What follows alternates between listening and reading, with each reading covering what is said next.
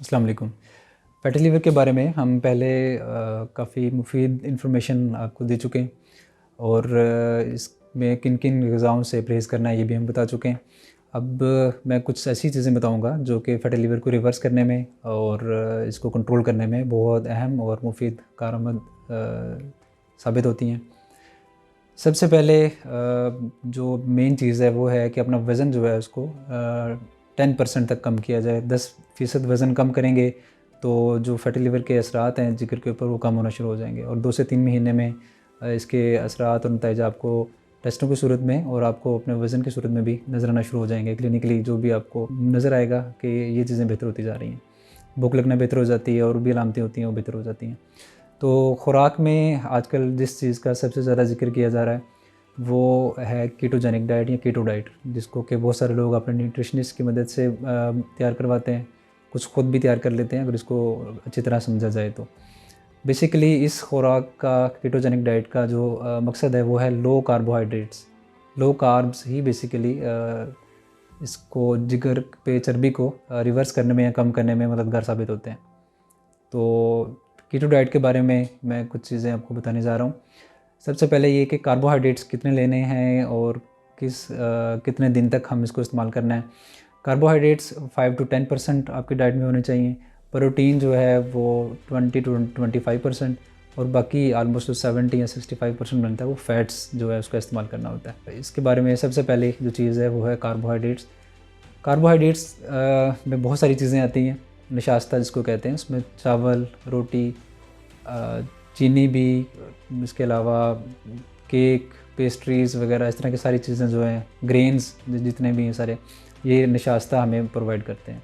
हमारी बॉडी को एनर्जी के लिए, कैलोरीज़ के लिए नशास्ता की ज़रूरत होती है, तो बहुत कम मिकदार हमें जो हमारी एक्टिविटी के लिए उसको यूटिलाइज़ कर लेती है, बाकी जो है वो जमा होकर फ़ैट्स की सूरत में जमा होना शुरू हो जाता है और सबसे पहले लिवर ही इसका जो है वो निशाना बनता है।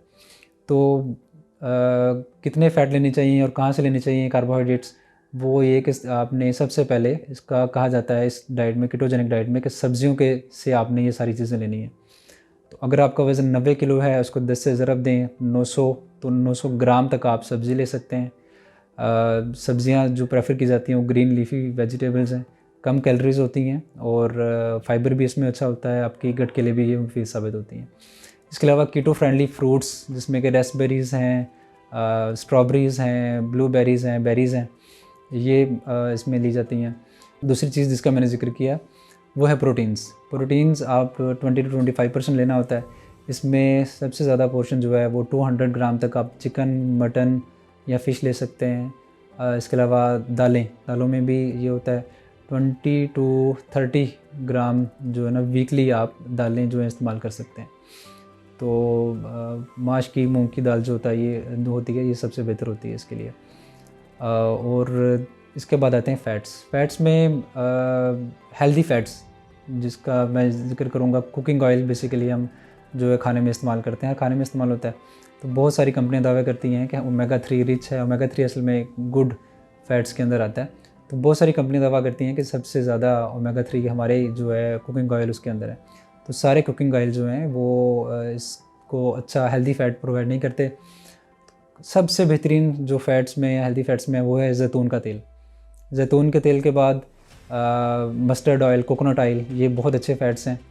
और जो फ़ैट्स आपने या कुकिंग ऑयल या ऑयल इस्तेमाल नहीं करने, उसमें आपका कैनोला ऑयल है, सोया है और सनफ्लावर ऑयल, ये नुकसानदेह साबित हो सकते हैं और ये बहुत जल्दी जो है जिगर के ऊपर जम सकते हैं।